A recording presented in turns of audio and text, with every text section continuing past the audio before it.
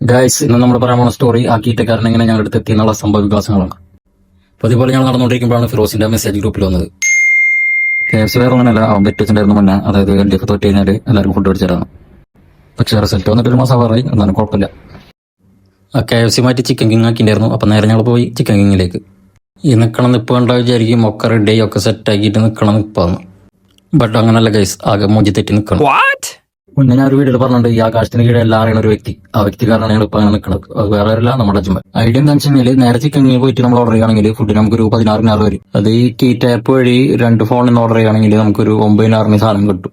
സംഭവം പൈസ കൊണ്ട് ലാഭമൊക്കെ ആയിരുന്നു. ഞാൻ എന്താ ചെയ്തെന്ന് വെച്ച് കഴിഞ്ഞാൽ ഇവിടുത്തെ ലൊക്കേഷൻ കൊടുക്കുന്നതിന് പകരം വേറെ അടുത്ത് വെച്ച് ചിക്കൻ ലൊക്കേഷൻ കൊടുത്തു. അതുകൊണ്ടാണ് സംഭവിച്ചു. അത് തെറ്റി പറ്റി കുഴപ്പമില്ലാന്ന് വിചാരിക്കാം. എന്നാൽ രണ്ടാമത്തെ അവിടെ അറിയണ ആൾക്കാരുണ്ട്, അവിടെ മലയാളി ചേട്ടനുണ്ട്. അപ്പൊ ആ ചേട്ടന് ഇവരുടെ കമ്പനിയാണ്. ആ ചേട്ടനോട് പറഞ്ഞിട്ട് ഒന്ന് രണ്ടാമത്തെ ഓർഡർ ചെയ്യുമ്പോൾ ഒന്ന് സെറ്റ് ചെയ്തിട്ട് ഓർഡർ ചെയ്താൽ മതി. പക്ഷെ അവന്റെ ഈഗോ അതിന് സംഭവിച്ചില്ല. അപ്പൊ നേരം എന്ത് ചെയ്ത് രണ്ടാമത്തെ ഓർഡർ ചെയ്തത് വേറെ ഏതൊരു ഗുദാമി.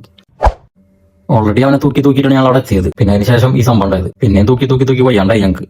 നമ്മളിനി അവനെ എത്ര ആക്കിയാലും ഒരു കാര്യമില്ല. ഇപ്പൊ ഈ വീഡിയോയിൽ ഫുൾ അവനാക്കിയാലും അവൻ പറയും ഈ വീഡിയോ അവൻ തൂക്കി. ഈ വീഡിയോ അവൻ തൂക്കിയോ ഇല്ല എന്നുള്ളത് നിങ്ങൾ കമന്റ്.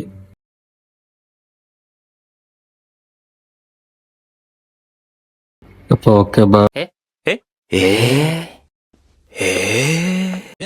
ഞാൻ പോകുന്നു. Bye bye.